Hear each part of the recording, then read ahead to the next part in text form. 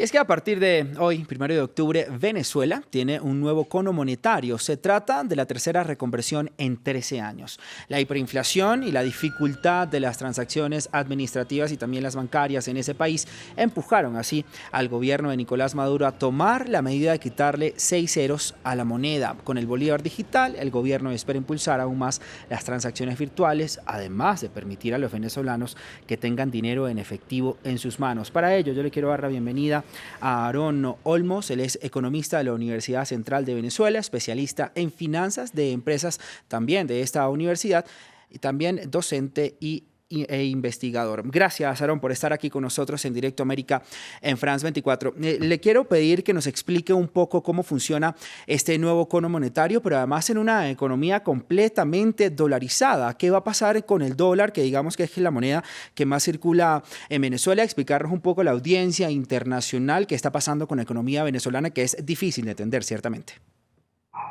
Sí, buenos días, gracias por la invitación, ¿no? Efectivamente, a partir de hoy entra en vigencia el nuevo Bolívar, el Bolívar digital, como se le ha denominado, según el comunicado publicado el 6 de agosto del Banco Central de Venezuela.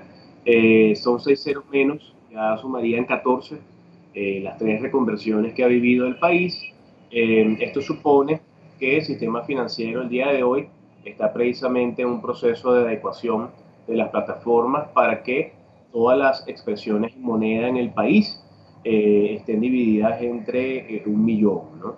La situación de hiperinflación en Venezuela ya cuenta más de 45 meses continuas y precisamente pues el Ejecutivo asume esta decisión en el marco de tratar en lo posible de atenuar el efecto de el incremento de precios, pero bueno, la pérdida de valor intrínseco del bolívar y el avance del precio del dólar hacen pues que la medida por sí sola pues vaya a corregir algún problema estructural, ¿no?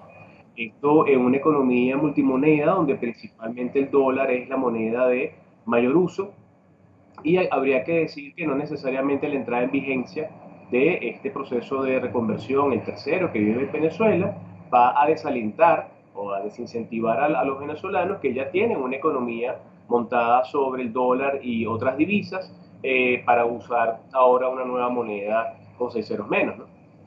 Aaron, le pregunto si ya son tres las conversiones monetarias, ¿cuál es la diferencia de esta? ¿Qué busca el gobierno de Nicolás Maduro con hacer esta reconversión? ¿Pañitos de agua fría un poco? Bueno, mira, la diferencia que hay de esta tercera reconversión con las anteriores es que, bueno, en las anteriores no estábamos en hiperinflación, en las anteriores no había pandemia, en las anteriores el precio del petróleo y la producción petrolera no se encontraban en los niveles en los que se encuentran. Realmente Venezuela está en una situación muy compleja, ¿sí? Y lo cierto es que una medida de este estilo por sí sola no solventa los problemas estructurales, como ya dije, ¿no? Entonces, resta ver si a partir de ahora, de 1 de octubre, además de tener este nuevo Bolívar, que si bien se hace llamar digital, no necesariamente nos lo hacen ver a través de las gacetas oficiales, en el sentido de que, bueno, vamos a tener un nuevo cono monetario. Habría que ver si van a venir algunas medidas adicionales, ¿no? Porque por sí sola, como tú bien lo acabas de decir, simplemente sería un pañito de agua caliente para tratar de solventar un problema muy estructural, muy grande, que tiene muchos años ocurriendo y que efectivamente no se solventa solo con cambiar cantidad de ceros, ¿no? Sino que hay que reactivar el aparato productivo, hay que volverle a dar protagonismo al sector empresarial e industrial y eso pareciera que no está en la agenda por los actuales momentos.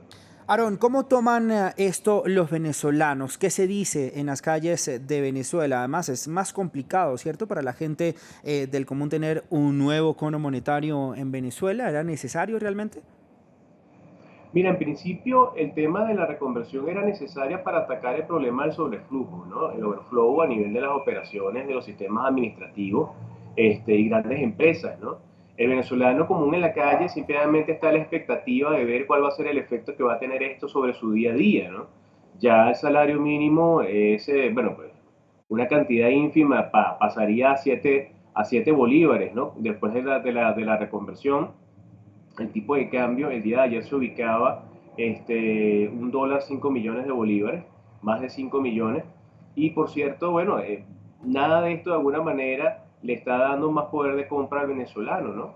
Máxime cuando, por la encuesta en COVID recientemente publicada el día martes de esta semana en la Universidad Católica de Bello, por ejemplo, se nos recordaba pues el 94% de pobreza generalizada y el 79% de pobreza extrema que hay en el país, ¿no? Entonces, esta medida no necesariamente solventa esos problemas, no necesariamente vamos a ver una elevación del poder de compra del venezolano y básicamente la economía va a seguir girando en torno a monedas extranjeras porque hasta ahora no se ha hecho nada para devolverle valor real al bolívar, ¿no?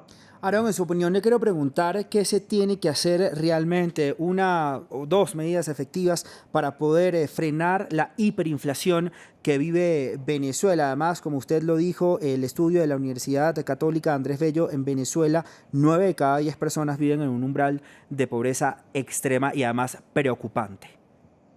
Es así, es así. Mira, para abatir la hiperinflación lo que hay que hacer es medidas económicas coordinadas. Se llama coordinación macroeconómica. Eso está dispuesto en el 320 constitucional. Y básicamente es el uso armonizado de la política monetaria, fiscal, comercial, cambiaria. Y bueno, en el caso nuestro sería básicamente pues permitirle al sector productivo y al sector industrial en Venezuela primero volver a producir y a generar bienes y servicios en el mercado interno para abastecer el mercado con bienes y servicios nacionales, pero evidentemente también necesitaríamos que el encaje legal se modificara para que Banco Central permitiera que el sistema financiero volviera con su actividad de créditos y préstitos, tan importante para dinamizar la actividad económica del país y en cosa de, bueno, pocos años, porque el problema que tenemos en Venezuela no se va a solventar en 2 días, ¿no? Pero haciendo política económica consistente, orientada al hecho productivo, es posible que comencemos a ver una recuperación de los signos y de los principales indicadores de crecimiento del país. Aaron, rápidamente, la pregunta del millón. Usted hablaba de las posibles salidas, pero ¿en cuánto tiempo? ¿Cuánto tiempo va a tomar que la economía venezolana medianamente se regularice? Bueno, fíjate tú que a los economistas se les pregunta eso siempre, ¿no? Y uno siempre dice que no tiene una bola de cristal, porque la recuperación económica de los países tiene que ver con una dinámica bastante compleja de toma de decisiones y evidentemente tiene un aparato productivo que está largamente afectado y eso no se va a recuperar en cosa de semanas, ¿no? Sí. Pero si comenzamos a hacer bien las cosas, en el entendido que siempre es buen momento para hacer bien las cosas, y se hace política de Estado más no de gobierno, es decir, independientemente de grupos de personas que estén, se sigue haciendo lo mismo siempre, bueno, pues en cosa de 3 años comenzaríamos a ver cambios, porque hay que recordar que el Sí. PIB venezolano sigue contrayéndose, tiene 7 años en caída libre, y eso no se puede recuperar de la noche a la mañana, y necesitamos recuperar la confianza de las instituciones, no solamente las instituciones nacionales, sino que las instituciones del resto del mundo vuelvan a confiar en Venezuela. Y eso no se va a lograr si no se da un mensaje firme y fuerte de cambio de política Sí. económica. Y ojalá sea pronto. Aaron, gracias por estar con nosotros en Directo América en France 24. Que tenga usted un feliz resto de día.